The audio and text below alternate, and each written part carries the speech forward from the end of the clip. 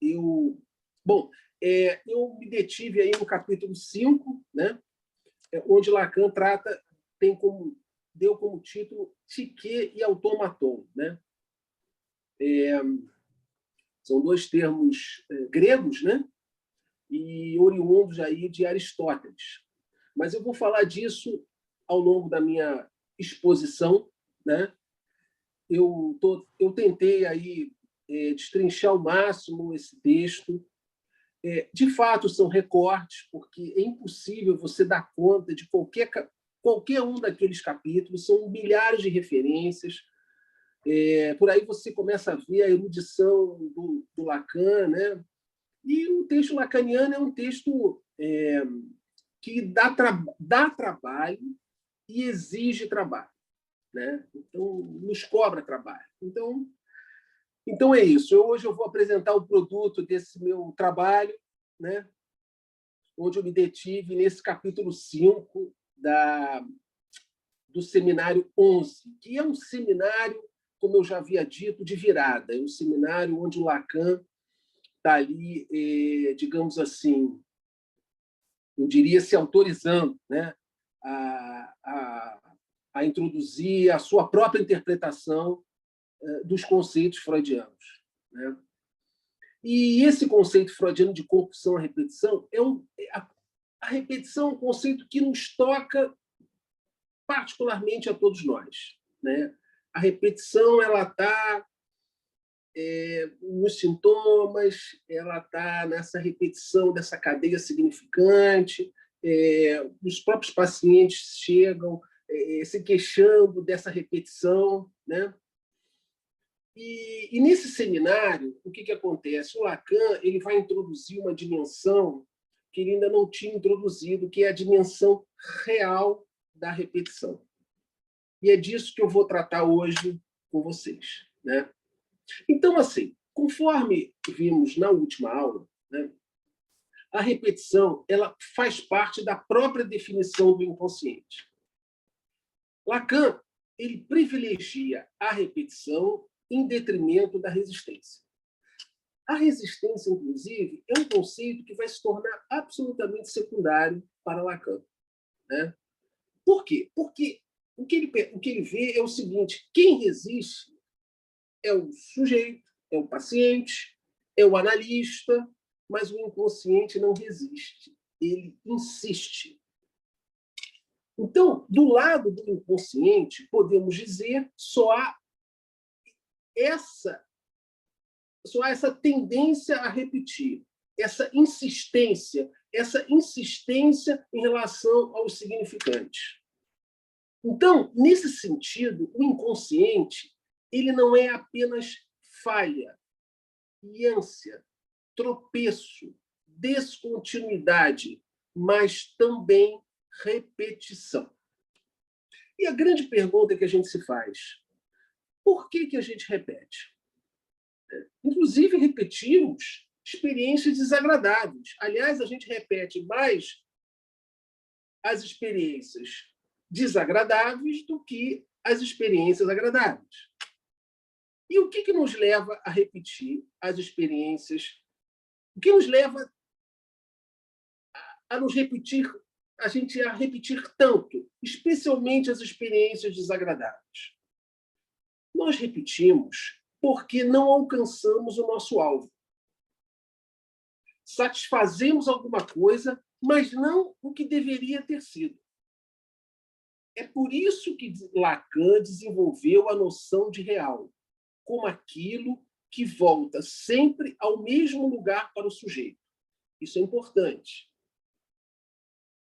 Por isso que o Lacan desenvolve, foi a partir da repetição que Lacan desenvolveu esta noção de real, como aquilo que volta sempre ao mesmo lugar para o sujeito, mas que o sujeito não encontra.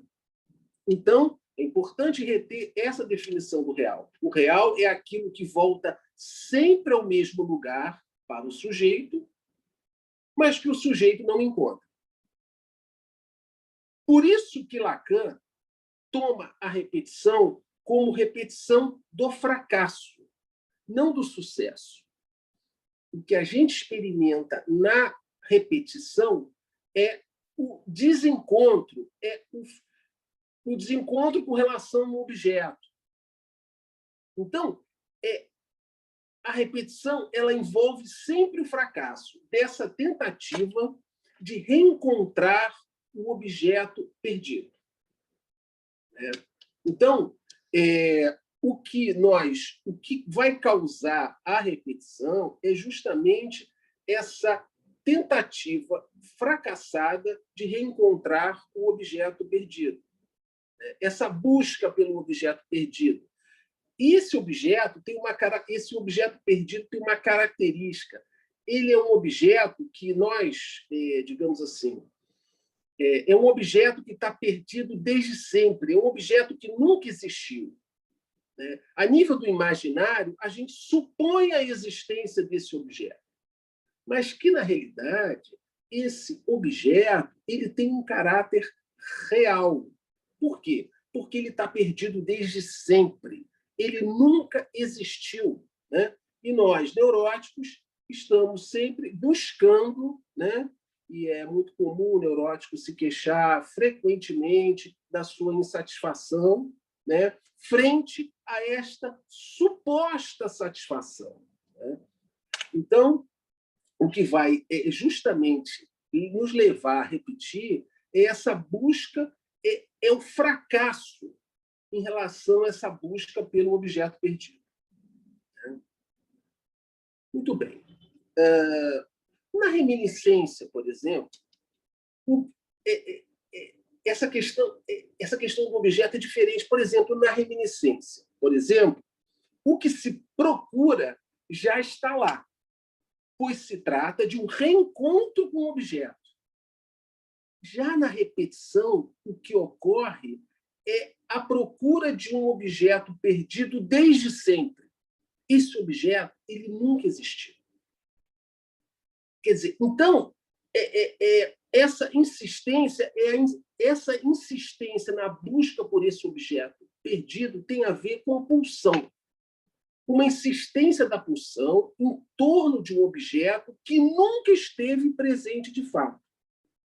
Então, você veja essa questão da pulsão, quer dizer, a pulsão que nos leva a buscar esse objeto cada vez mais. E, no entanto, esse objeto, na realidade, ele nunca existiu. É um objeto que está perdido desde sempre. Então, você veja que, na base da repetição, tem uma perda. A perda desse objeto. Então, ou seja, a perda de um objeto que você nunca teve. Então, já começa nesse paradoxo. É que nós, na nossa neurose, consistimos esse objeto. Esse é o problema. O que a neurose faz? Ela consiste esse objeto que tem uma natureza, digamos assim, real. E quando eu falo de real, eu estou falando do impossível, do inassimilável, daquilo que escapa ao sentido e que tem justamente a ver com trauma. O trauma é isso. Esse real ele é traumático por estrutura. Por quê? Porque ele escapa ao sentido. É isso que vai caracterizar o real.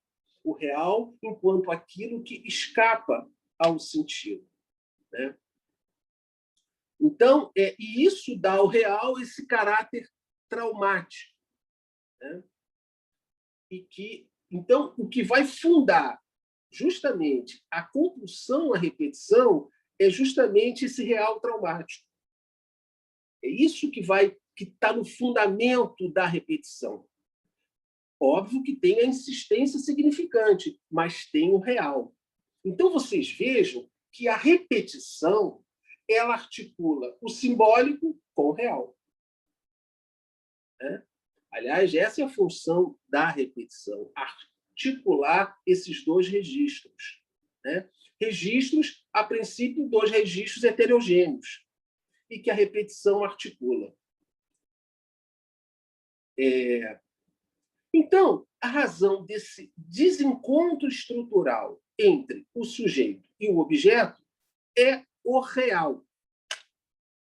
E aí o Lacan ele vai dar várias definições do real, entendeu? E uma delas é uma definição que eu gosto muito e que está num texto chamado A Terceira, onde ele diz o seguinte, que o real é o que não anda, né?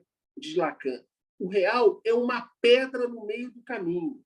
Bem mais, é o que não cessa de se repetir para entravar essa marcha.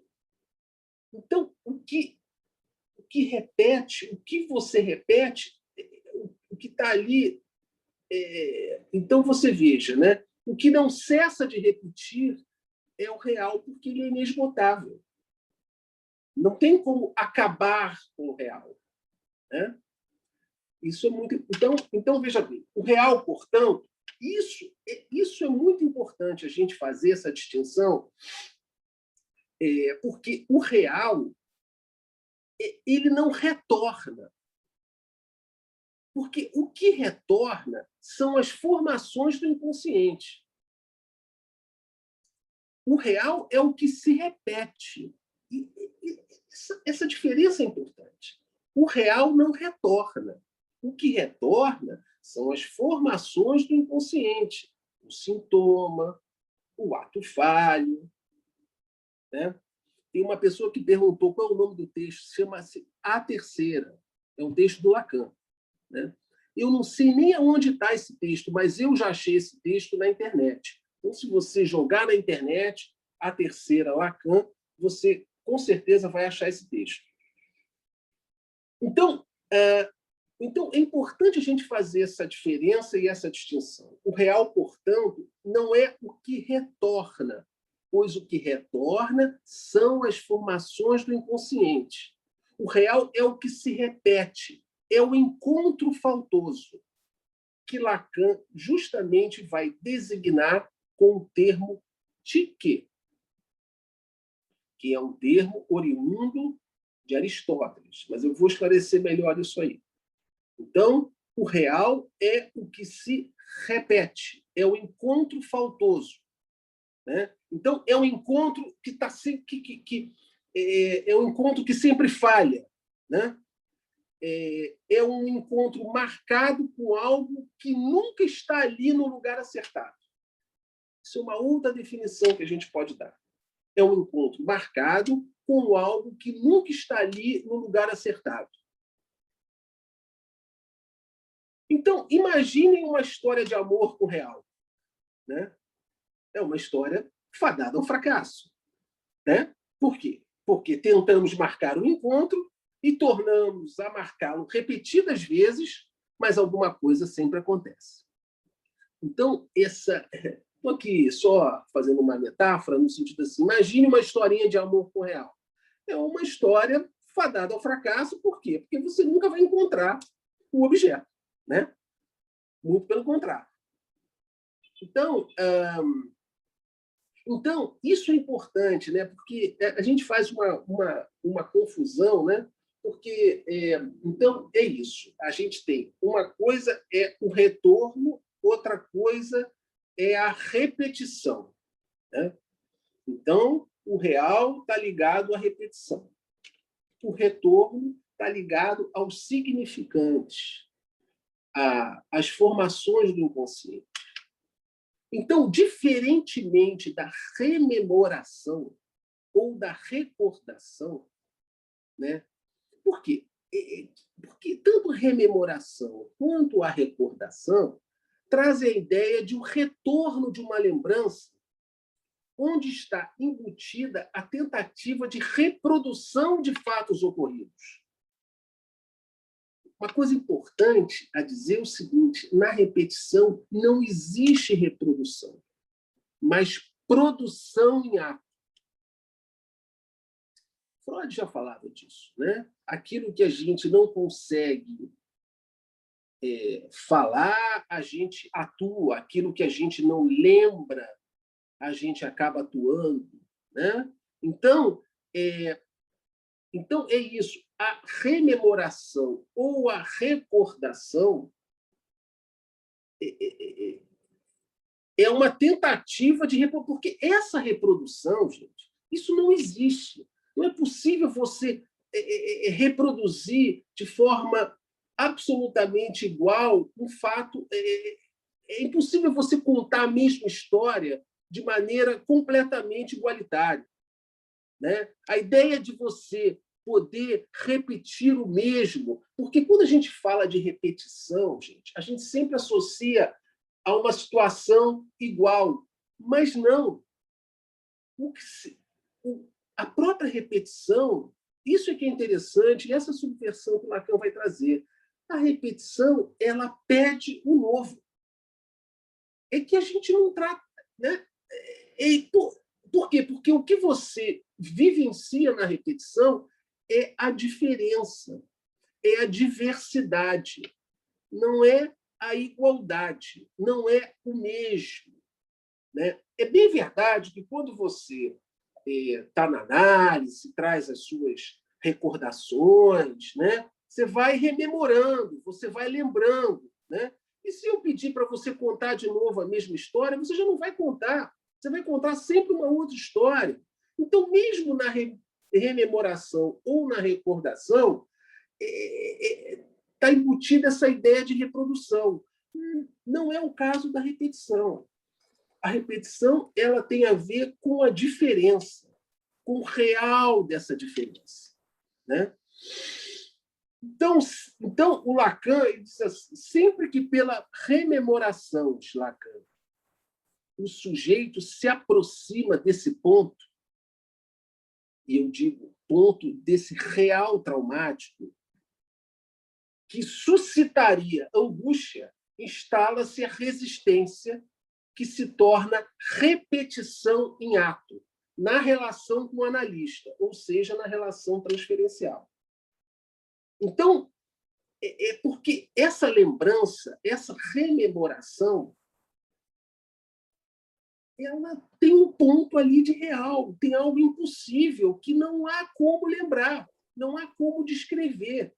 Entende? Então, toda vez que o sujeito se aproxima através da rememoração desse real traumático, o que advém é angústia. Instala-se a resistência e o que você tem é a repetição em ato. Na própria relação com o analista, na transferência. Né? Bom, então, né? Então, o que eu quero dizer, mais uma vez para vocês, é que não há como confundir repetição com o retorno dos significantes. Né? Uma coisa é a repetição, outra coisa é o retorno. A repetição de Lacan, mais uma vez, é algo que, em sua verdadeira natureza, está sempre velada na análise. Por quê? Porque a repetição ela é da ordem do real, conforme eu disse na outra aula. É uma expressão da pulsão de morte. Entende? Quer dizer, o que acontece com esse conceito a partir do Seminário 11 é que justamente Lacan vai frisar a vertente de Tiquet, portanto, a vertente real da repetição. Né? A repetição não é apenas simbólica, ela também é real. Né? E por ela ser real, é que ela está velada na análise. É por isso que ela escapa. Né? É por isso que ela não para. Né?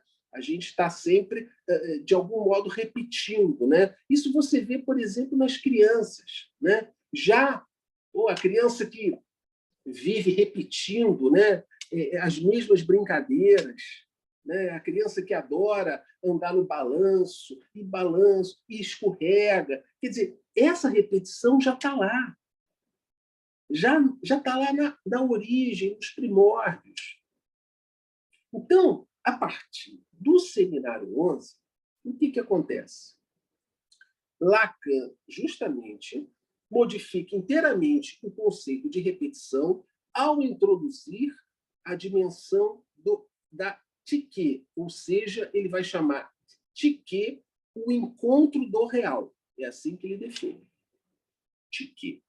Então, ele vai introduzir a dimensão, né? Porque até então, o que acontecia? O Lacan enfatizava a vertente simbólica da repetição. E a partir do seminário 11, ele vai justamente enfatizar essa dimensão real. Então, o que ele vai dizer é o seguinte: para além do automaton, como esta rede de significantes, para além da fantasia, ao real.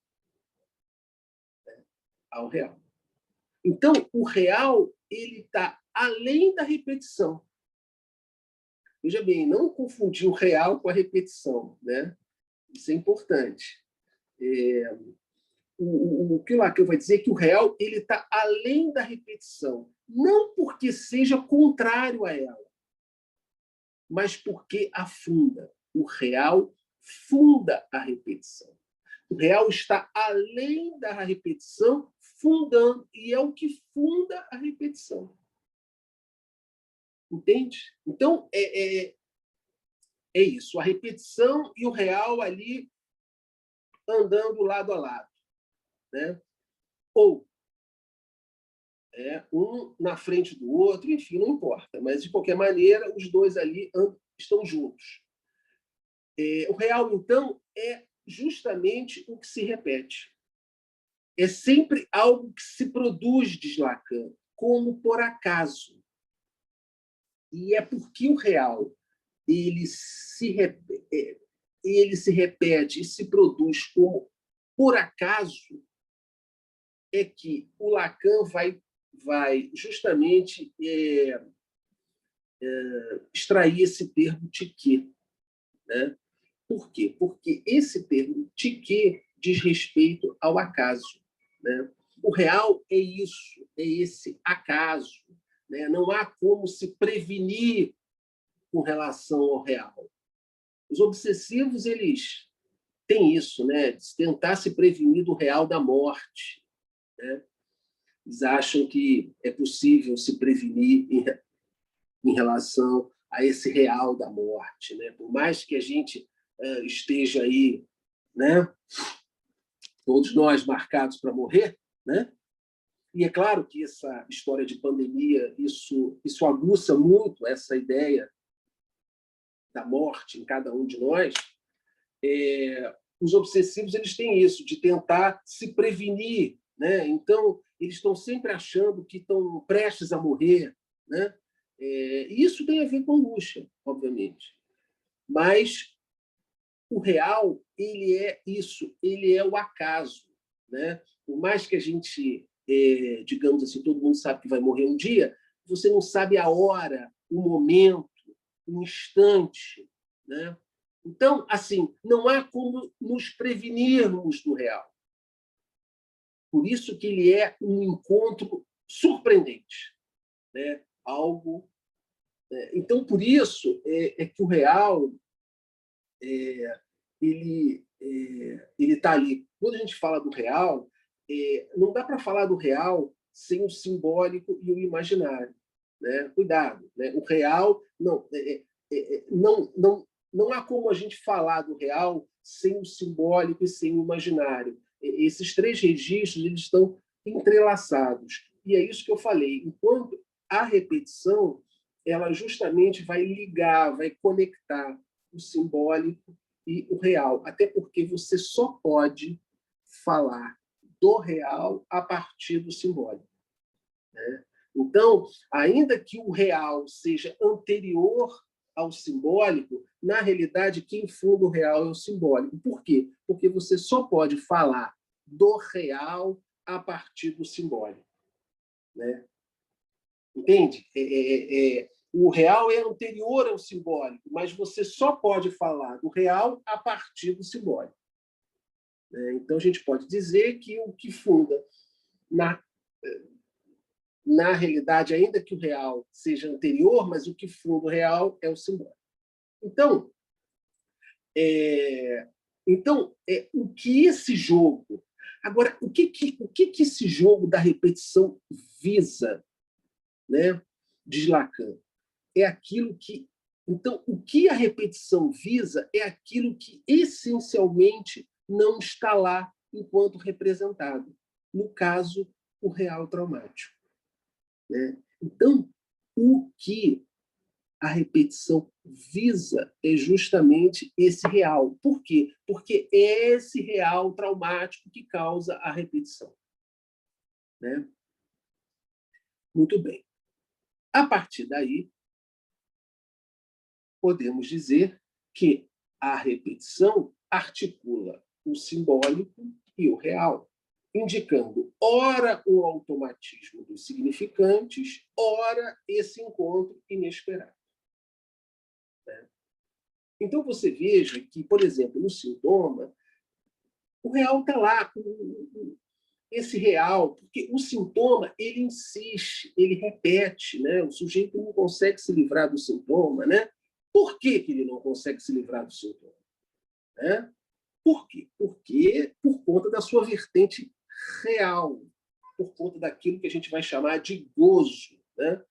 E aí isso é uma outra questão que a gente não vai abordar hoje aqui, mas é isso. Né? O sintoma, essa aderência do sintoma, né? Por mais que o sintoma traga sofrimento para o sujeito, por que ele não se livra do sintoma?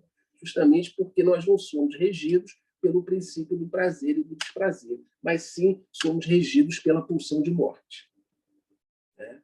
Então, em função disso, o sujeito não há como se livrar do sintoma, até porque o sintoma é uma expressão do inconsciente, e o inconsciente não vai acabar, né?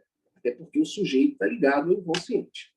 Muito bem. Então, desse modo, o que acontece? Repetir é o quê? É articular o simbólico com o real. Então, é pela palavra que o real faz sua irrupção no simbólico. Né? Denunciando o quê? Que essa ordem, a ordem simbólica, possui um umbigo, o famoso umbigo do sonho, do sonho, que nos remete a algo que ficou excluído. Entende? Então, esse umbigo do sonho é o ponto onde não há digamos assim, esse umbigo do sonho diz respeito ao real do sonho, ao inassimilável, né? Aquilo que não tem palavras, cuja não tem assim, você não pode falar porque não há palavra que alcance isso, entende? O Freud faz alusão ao umbigo do sonho, dizendo o seguinte: olha, nem tudo no sonho é interpretável. Né? Tem algo no sonho que não é passível e possível de ser interpretado. Essa dimensão do real. Né? É isso que a psicanálise nos traz. E é isso que os vários discursos tentam, digamos assim, alguns discursos tentam elidir, abolir. Né? É a ideia de que, por exemplo, se hoje... porque o real é justamente isso, é o impossível a dizer. Tem um ponto aí que escapa. Né? Então, assim, se no primeiro momento Lacan caracteriza a repetição como simbólica, isto é, determinada pelas leis da linguagem,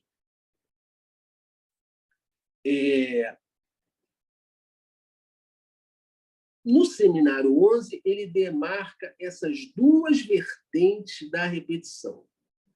A simbólica, representada pelo automaton, e a que escapa ao simbólico e se relaciona com o real, a vertente de Tiquet, que é justamente o título desse capítulo, Tiquet e automaton.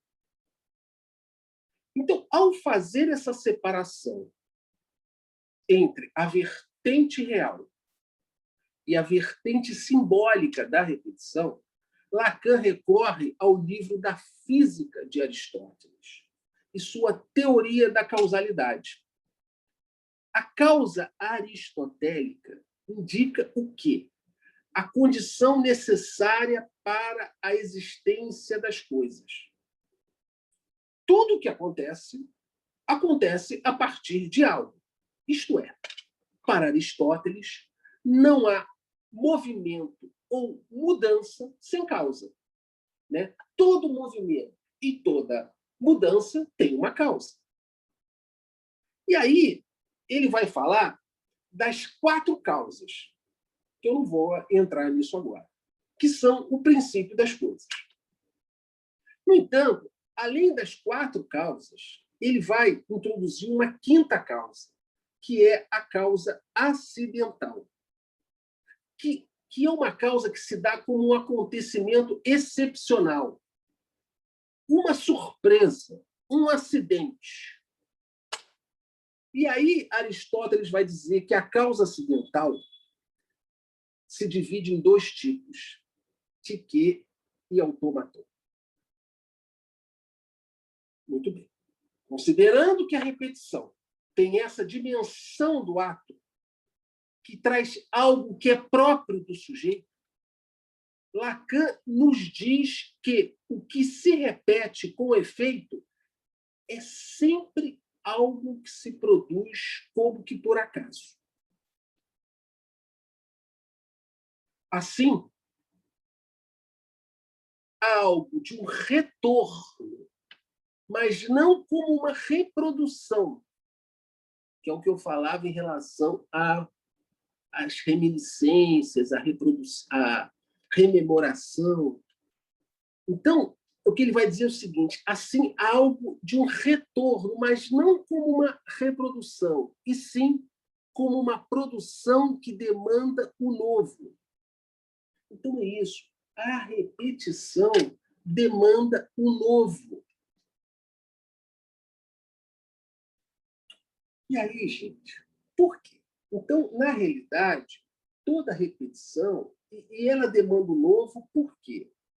Porque ela tem esse caráter, ela traz esse caráter de novidade. Quer dizer, quando a gente repete, é porque o que acontece? Na repetição, a gente só vê o mesmo, mas a gente não enxerga a diferença. Né? Mas a diferença está lá. Então, toda repetição é porque repetir o mesmo é a reprodução. Isso não existe. Isso é impossível. Né? O que acontece na repetição é a repetição da diferença. Então, a repetição demanda o novo. E aí, gente, o que acontece? Acontece o seguinte: estava estudando, né, esse tema, né, e aí eu resolvi, eu ia parar aqui. Mas aí, o que aconteceu? Eu vi 2 frases do Lacan que eu resolvi trazer hoje para vocês e que eu não consegui destrinchar, mas que eu achei super interessante. Ele vai dizer o seguinte: Lacan, em relação a isso, né, em relação a essa questão de que a repetição demanda o novo, ele vai dizer o seguinte: Lacan, em relação a isso, vai dizer que a repetição demanda o novo. Ela se volta para, quer dizer, ele vai dizer que a repetição ela se volta para o lúdico, que faz desse novo sua dimensão. Olha que coisa complicada, né? A repetição demanda o novo. E a repetição, se volta para o lúdico, que faz desse novo sua dimensão. Aí depois, mais adiante, ele vai dizer o seguinte: tudo que na repetição varia, modula, é apenas alienação de seu sentido. Esse deslizamento vela aquilo que é o verdadeiro segredo do lúdico. Isto é, qual é o verdadeiro segredo do lúdico? É a diversidade mais radical que constitui a repetição em si mesma. O segredo do lúdico é essa diversidade radical que constitui a repetição. Entenderam? Então, eu achei interessante essa questão do lúdico. Por quê? Porque eu fiquei pensando, essa questão do lúdico traz... O que ela traz? Ela nos leva a pensar na questão do... O lúdico nos leva a pensar no brincar da criança, né? Mais exatamente na experiência de Freud com o brincar do seu neto. Não sei se vocês vão concordar comigo. Então, a repetição no ato de brincar é sublinhada por Freud como um jogo. Freud vai tratar aquela situação do netinho jogando o carretel e botando de volta como sendo um jogo. Um jogo. E aí a gente pode se perguntar o seguinte: repetir é chegar sempre no mesmo lugar? Ou será que ao brincar, às vezes, até com os mesmos movimentos, né, como faz uma criança? Por exemplo, quando a criança pede... eu fiquei pensando no meu filho, por exemplo. Meu filho, ele adorava balanço. Gente, ele vivia pedindo para ir no balanço, balanço. Qualquer parquinho eu tinha que botar ele no balanço, balanço. Teve uma vez que ele chorava muito, ele só se acalmou com o balanço, né? Então, assim, é aquela criança que fica escorregando toda hora, de novo, de novo. Ou então aquela que pede para você contar a mesma história de novo, de novo, de novo, de novo. Aí a pergunta... nessa repetição incessante, a criança não estaria aí buscando algo de novo? Então, o que ela busca nessa repetição? Essa é a pergunta. Será que a criança, quando está ali na repetição dela, ou nas brincadeiras, a criança brincando com os mesmos bonecos, as mesmas coisas? Eu vejo hoje em dia com tablet, mesmo tablet, né? A criança pequena ali já usando o tablet e jogando o mesmo jogo. Gente, aí você pergunta para ela: caramba, você não está cansada de jogar? O que você está buscando aí? Essa é a pergunta. O que você está buscando jogar o mesmo jogo há horas? Será que ela não está buscando nessa repetição algo de novo?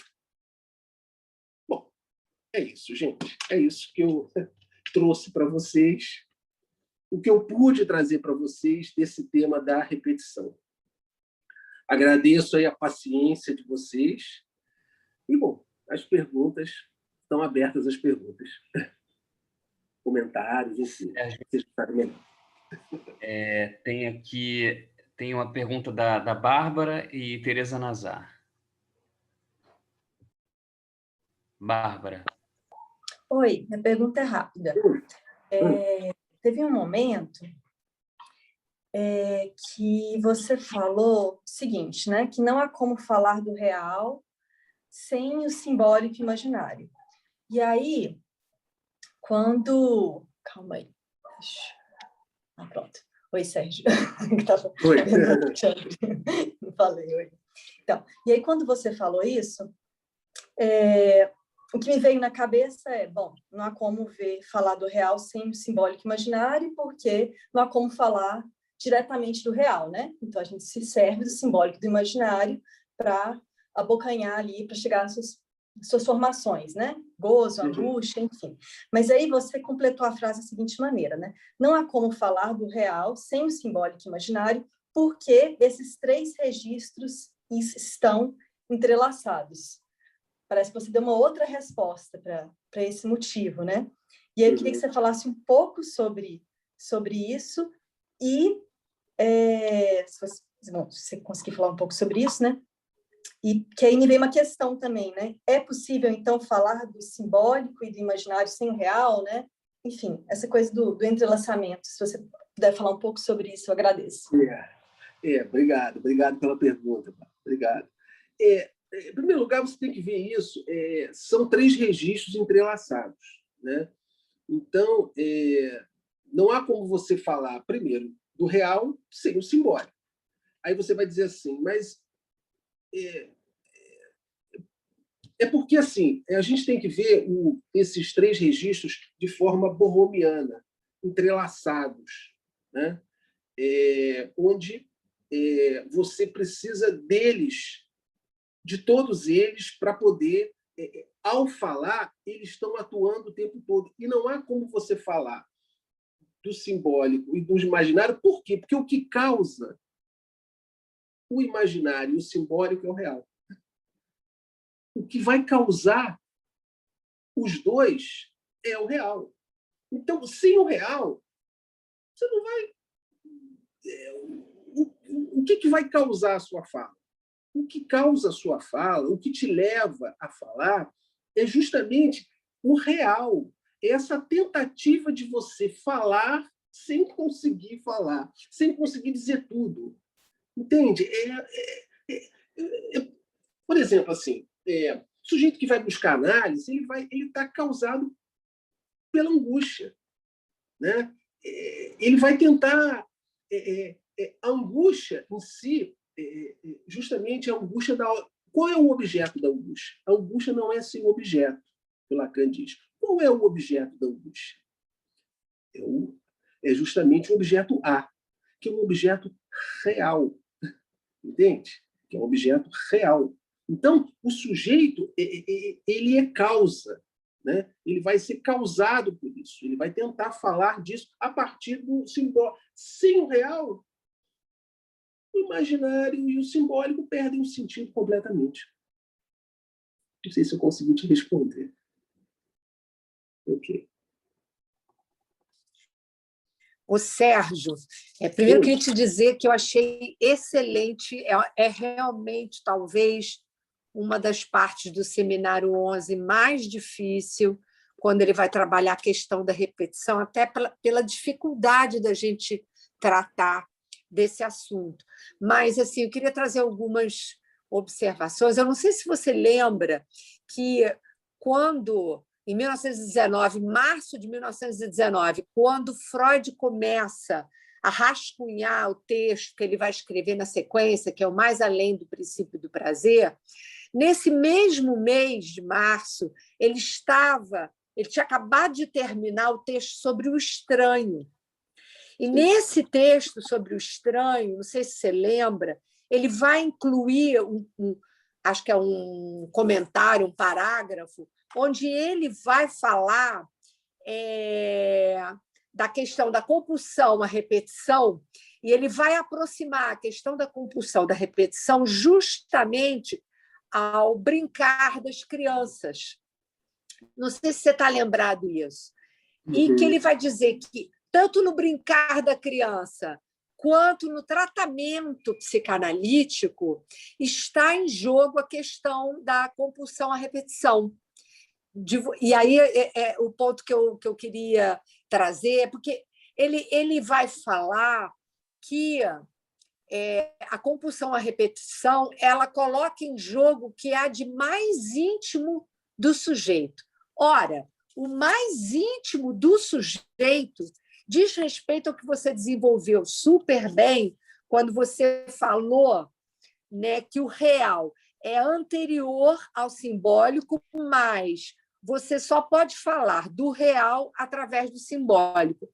E, nesse sentido, me fez pensar que esse mais íntimo do sujeito diz respeito a essa, que eu até coloquei aí no chat, essa transmutação da necessidade, porque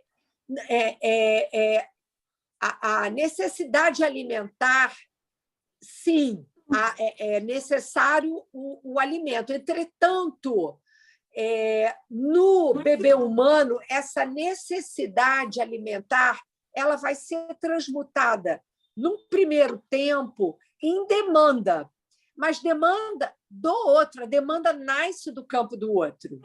Então, na verdade, isso para poder entender e talvez explicar um pouco essa contribuição que você traz, que é uma afirmação do Lacan nesse capítulo, que eu me dei o trabalho de reler para poder escutar o que você ia dizer, que é interessante, porque ele fala disso, ele vai dizer que todo o problema é que isso que está na ordem da necessidade vai ser lido como desejo da mãe. E o desejo da mãe é exatamente aquilo, é o objeto, coisa, que você não tem acesso. Entretanto, essa coisa perdida, que a gente pode, se quiser, aproximar do desejo da mãe, vai ser substituído, né, pelo nome do pai, pelo significante. E aí eu acho que, de alguma maneira, aproxima essa lógica que você está colocando de que o real ele é fundado a partir do simbólico. Por isso que eu entendo assim, a experiência real que estaria no campo impossível das necessidades precisa ser transmutado em demanda, e, no primeiro momento, demanda do outro. Ora, é esse exatamente o ponto onde no sonho, isso que você falou do umbigo do sonho, e mesmo do trabalho de rememoração, você não tem como alcançar, porque esse é o objeto que não há. Sim. Ele não há. E eu achei interessante também... Desculpa, porque eu acho que é importante trazer isso aqui, é que você falou, né? Você falou, a repetição demanda um novo. A repetição se volta para o lúdico, que faz desse novo sua dimensão. E uma outra coisa que você falou é tudo que nela, na repetição, varia, modula, é o segredo do lúdico. E aí, nesse momento, você falou da questão da necessidade da criança de criar esse movimento, seja no brincar do como é que se diz? Do balanço, do escorrega, que ele tem que ficar ali escorregando, mas também aquilo que, na análise, retorna ao mesmo lugar. Não seria... isso que você está falando aqui do lúdico, aquilo que, no final da análise, a gente pode aproximar da questão da invenção? Sim. E que justamente o neurótico é o que sofre de falta de imaginação e por isso ele não inventa, que ele fica correndo atrás do rabo o tempo todo? Sim, a invenção, a criação, eu acho que é isso, né? Eu acho que é isso que ele está aludindo à questão de que a repetição ela é porque o neurótico ele vai tratar a repetição como repetição do mesmo. Ele não vê diferença ali. E esse é o ponto da criação. Enxergar essa diferença. Não enxerga. É tudo a mesma coisa. Então, eu acho que é isso que é interessante. Ele vai introduzir essa questão do lúdico, né? Acho que é porque o Lacan ele vai comentar aquela história do carretel, né? E é interessante porque o que funda aquela repetição é justamente a ausência da mãe. O traumático, né? Está ali na ausência da mãe. É isso que vai fundar a repetição, né? Então, mas o que a criança busca no jogo do carretel do netinho do Freud não é nem mesmo simbolizar a ausência da mãe, é criar essa ausência nesse jogo do ausência-presença. No Seminário 4, ele aborda exatamente isso que você está falando, cita essa cena colocada por Freud exatamente no texto Mais Além do Princípio do Prazer, e ele vai dizer, o próprio Lacan vai dizer que o que a criança busca não é necessariamente tratar da ausência da mãe, é ela ser aquela que decide sobre isso, entende?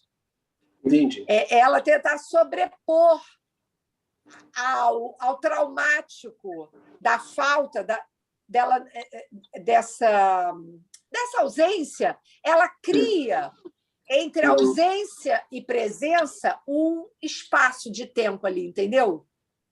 Isso aí. Obrigado, Tereza. Valeu. Nada. Obrigado. Não tem outras. Deixa eu ver. Qual é a próxima, Alexandre? Eu. Ana Paula e depois Tereza Melon. Sou eu. Na verdade, é mais um acréscimo a esse bate-bola. Primeiro, assim, agradecer pela aula, Sérgio, porque você destrincha aí algo que é muito difícil, que é a questão da TIC e do automaton, e a própria questão da repetição, né? É interessante como você aborda o real fundando, né? A repetição. E, na verdade, é só um acréscimo ao que você e a Tereza estavam falando mais agora no final, porque o Freud, no Além do Princípio do Prazer, quando ele fala do Fordar, ele fala também da questão do domínio, da pulsão de domínio, né? De que a criança faz o jogo, esse lúdico, ela tem uma função de domínio, para que o real fique mais... Assim, é uma tentativa de circunscrever a surpresa do real, né? Que é o que o obsessivo tenta também das mais variadas formas, mas no Fordar o Freud fala disso, né? Que o netinho lá dele, ele fala que ele tem mais prazer na brincadeira na ausência da mãe.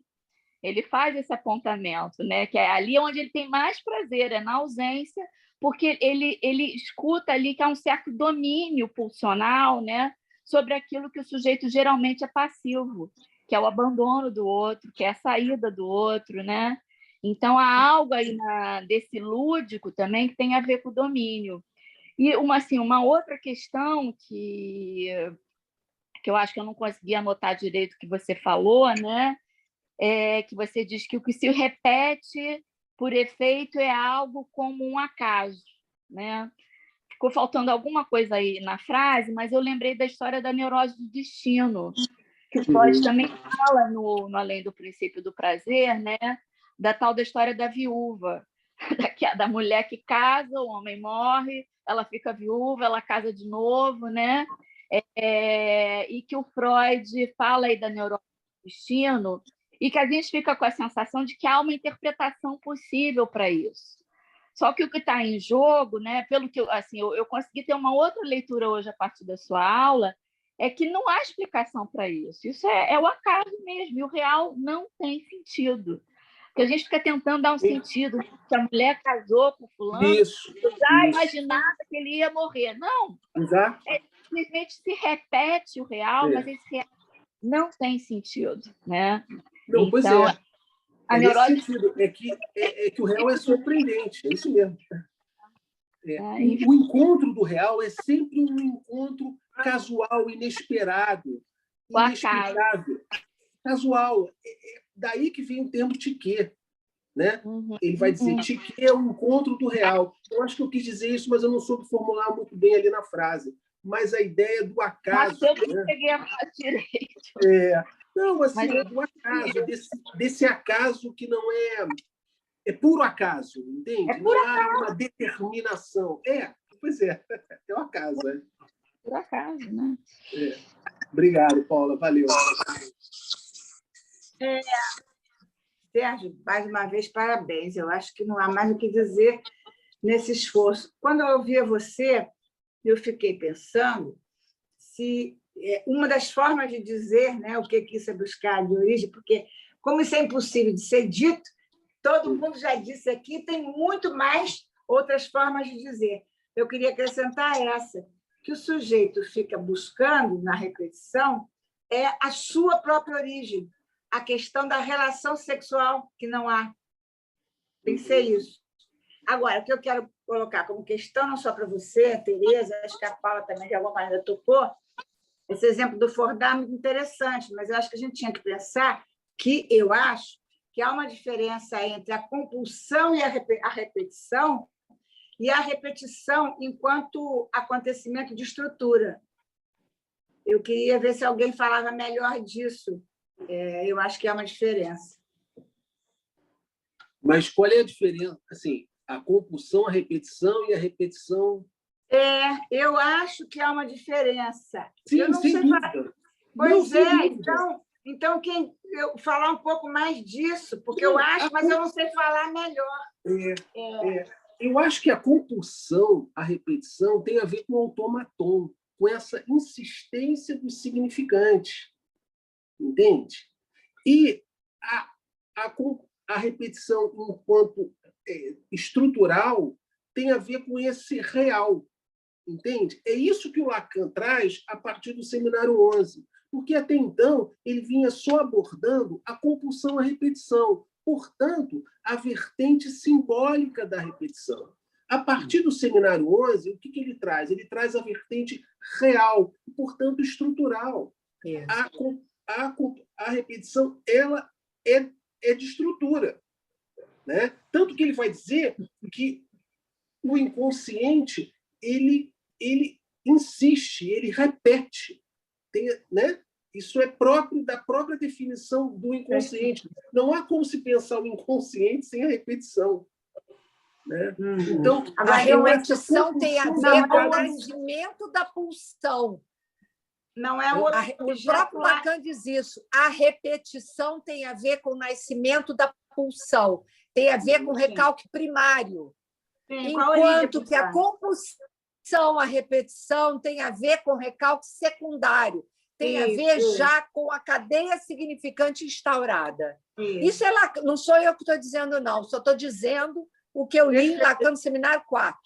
Muito bem lembrado. Então, mas depois eu posso localizar direitinho e trazer para vocês.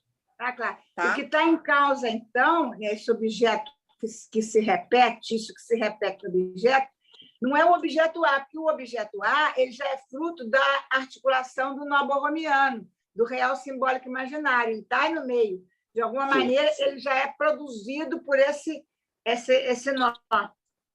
O que está em jogo é algo anterior, como a Teresa falou muito bem, do recalque O que primário. Se repete é a letra. É a letra Exato. Que insiste em se dizer. Entretanto, ela não pode ser dita. É ela que se repete. Se repete. É a letra. A letra não é do campo significante.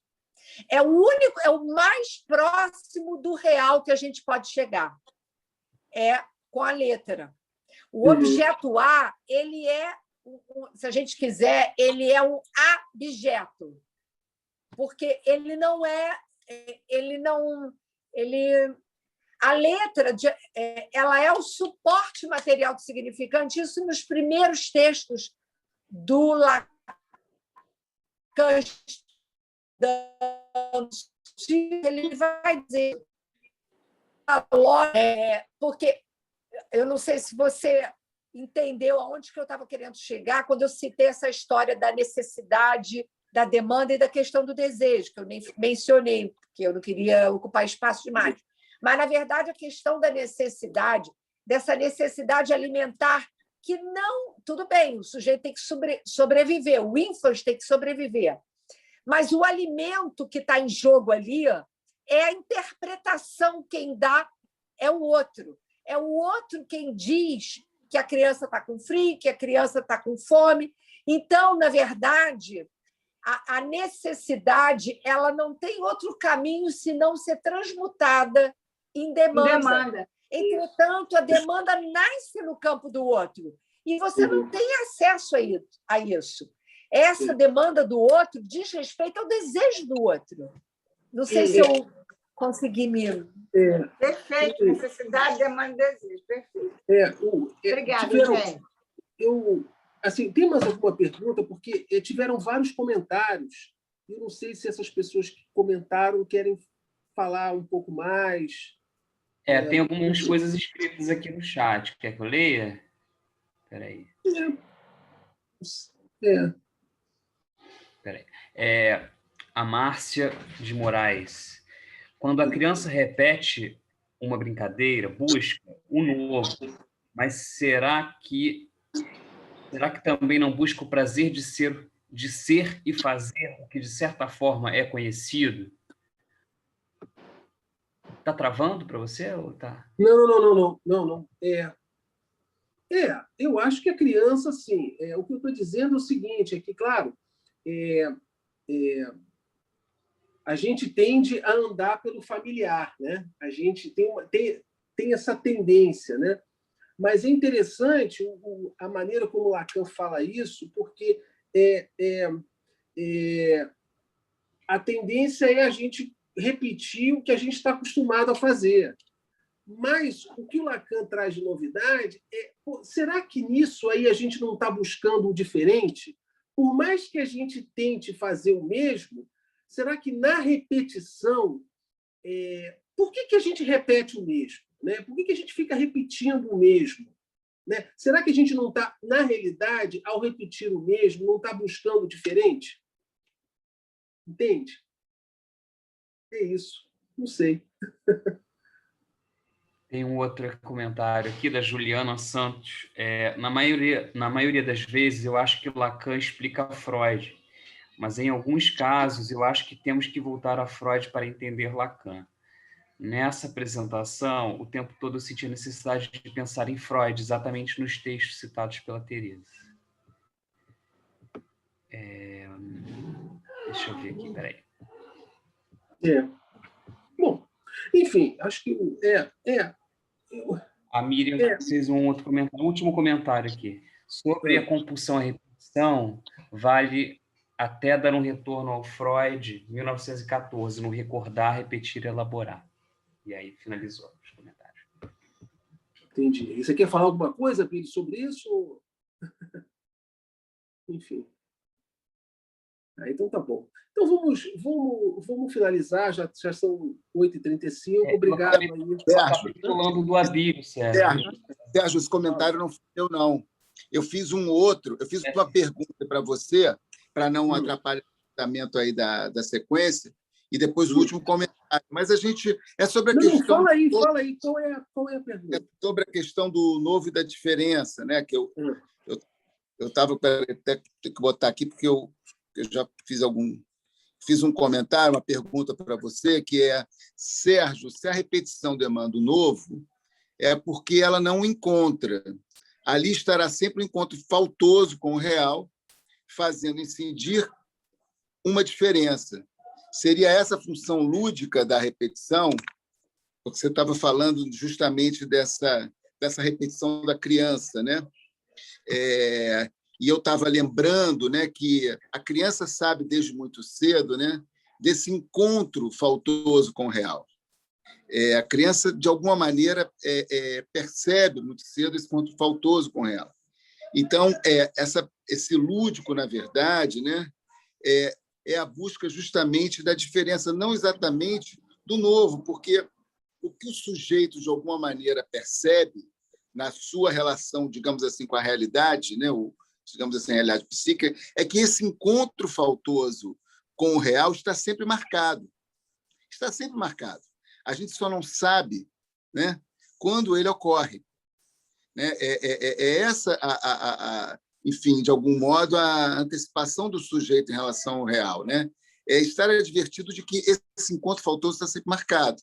Eu estava me lembrando de uma conferência do Jacques Alain Miller, na década de 90, em São Paulo, que o título da conferência era "Não há o novo". Il n'y a pas de nouveau. Não há um novo. Não há um novo, porque o que sempre se dá é esse encontro faltoso com o real, né? Esse encontro marcado. A gente só não sabe quando ele acontece, né? Então, eu estava trazendo isso para a gente pensar, né? Talvez essa questão do novo e da diferença. Porque eu acho que o novo acaba sempre estando carregado assim, de uma certa imaginarização, né? Quer dizer, o novo sempre como essa questão da novidade, parece que o novo sempre tem algum atributo, né? É diferente da questão quando a gente propõe a diferença, né? Que eu acho que marca essa coisa que o Lacan vai tratar como, né, a pura diferença, né? O real absoluto, né? A pura diferença. Enfim, é uma questão que a gente ia ficar aqui até mais... Mas é interessante você falar, por exemplo, assim, uma coisa é o diferente, outra coisa... O diferente é o novo, né? Assim, essa diferença, ela acontece por causa do real. O real é a causa dessa diferença. Isso. Agora, Agora, mas o Lacan diz isso, que a repetição demanda o novo. Sim. Se ela vai encontrar o novo, aí é outra história, mas ela clama, ela pede o novo. E esse Sim. novo, aí a pergunta é, será que o diferente é novo? Né? Você, né? Enfim, mas eu acho interessante essa questão que você traz, porque a gente pode ficar imaginando o que é o novo. Pois é, eu acho que a diferença é justamente isso que se coloca como singular para cada um, né? É por isso que cada um, né, tem o seu encontro com o real, né? É da ordem, né, de um encontro singular próprio de cada um, né? E obviamente que as consequências, cada um vai ter que extrair as consequências próprias, né, desse encontro, né? Mas enfim, era só uma questão que a gente pode retomar. Parabéns, assim, muito boa, Obrigado, muito bom. Valeu. Boa noite.